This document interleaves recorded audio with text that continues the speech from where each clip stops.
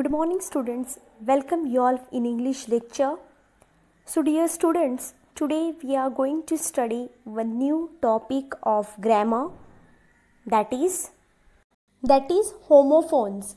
So students, what do you mean by homophones?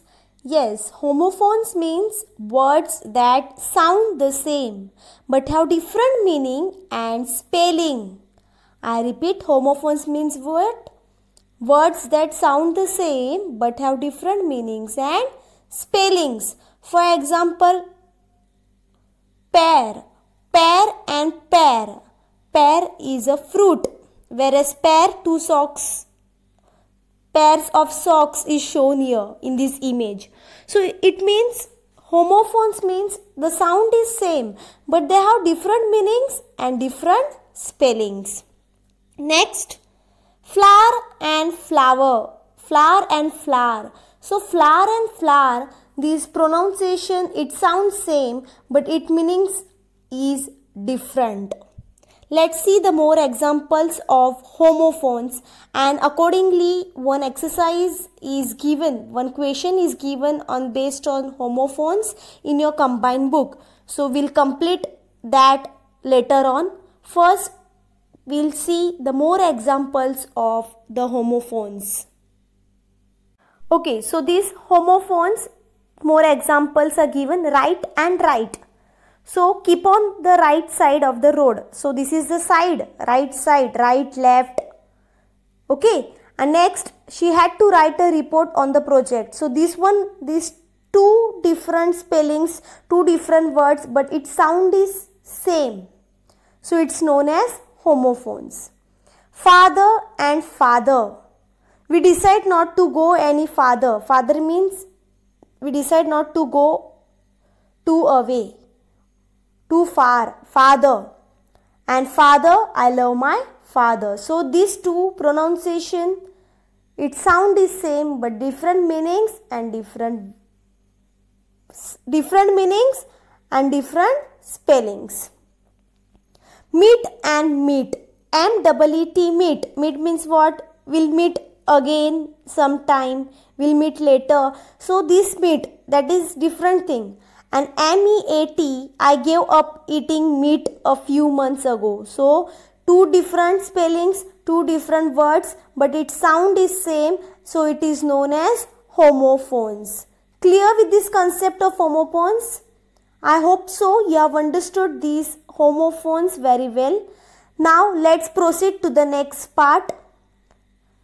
I am sending you all these homophones questions which is given in your combined book through WhatsApp. Kindly note down in your combined book in good handwriting. Now let's proceed to the next topic. Now students, I request you all to kindly open your English textbook, the index part. Now in the index you can see we have completed voyage 1, that means unit 1 we have completed, and we have already started with the voyage 2, that is journey 2 in the sense unit 2. Unit 2 also 2.1 and 2.2 we have completed in our previous lecture. Now listen to the instructions which I am giving you all. Just listen it carefully. 2.3 in unit 1, unit 2, I repeat in voyage 2, 2.3, a wall magazine for your class.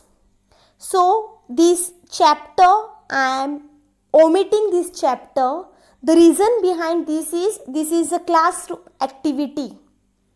It is a classroom activity, and as you all know, in this pandemic, schools are shut down and we are not able to do this activity in our class. So this chapter 2.3, a wall magazine for your class, this chapter, just omit this chapter and let's proceed to the next chapter 2.4, Anak Krakatoa. I request you all to remove your textbook page number 34. We'll continue with the new chapter in this lecture.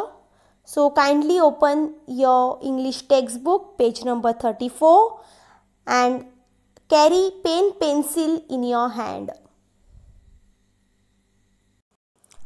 So students, I request you all to kindly pay attention in your textbook itself when I am reading. Page number 34, chapter number 2.4, Anak Krakatoa. Krakatoa is an island in the Sunda Strait between Java and Sumatra in Indonesia. It is known for its volcano which erupts regularly. So dear students, this Krakatoa is an island in Sunda Strait between Java and Sumatra in Indonesia. So this is the place, Sunda Strait. It is between Java and Sumatra in Indonesia, and this Krakatoa is an island over there. It is known for its volcano which erupts regularly. Erupts means explodes or bursts out suddenly. You may have seen or you may have learned in geography the volcano. So this Krakatoa is an island which is well known for its volcano which erupts regularly. Erupts means burst out suddenly. What is a volcano? A volcano is you can see the picture which is shown in your textbook itself. You can see in this picture on page number 34 itself, the volcano is shown over there. Just notice carefully. So volcano means what? A volcano is a crack or opening in the earth's crust. There is a hot molten rock near the earth's center. Sometimes it rises to the surface of the earth through such a crack or opening and flows out. When this happens, we say that volcano has erupted.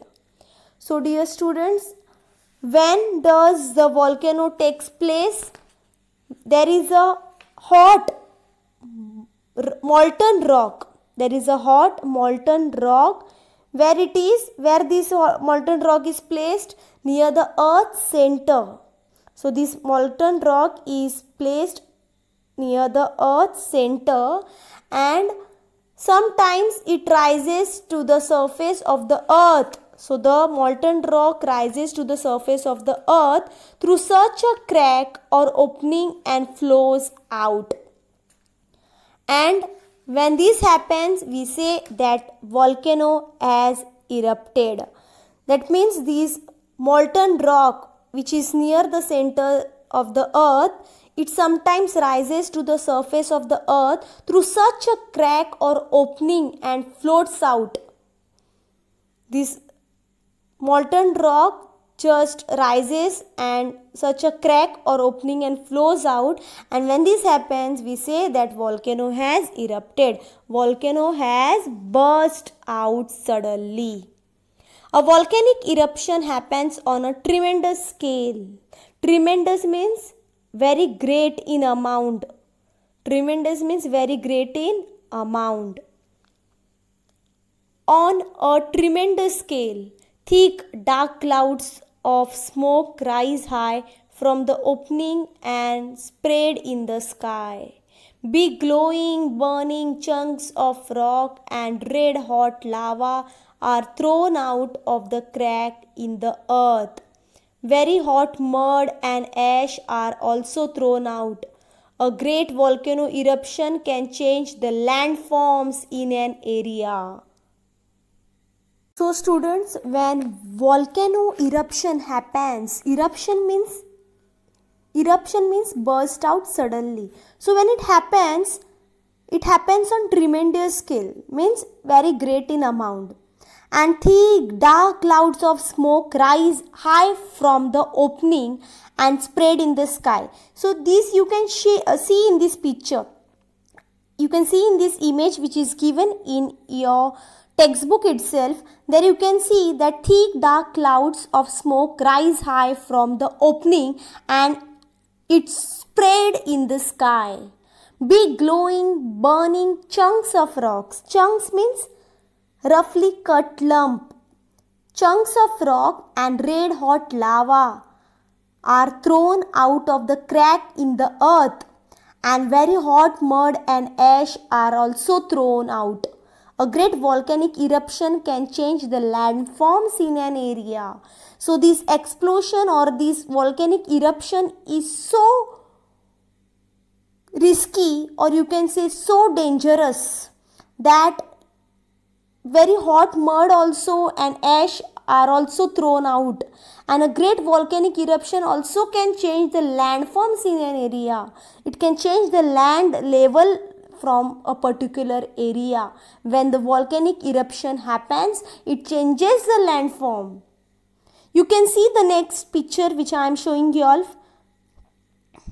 Students, this type of eruption, volcanic eruption happens, and the red hot lava you can see here.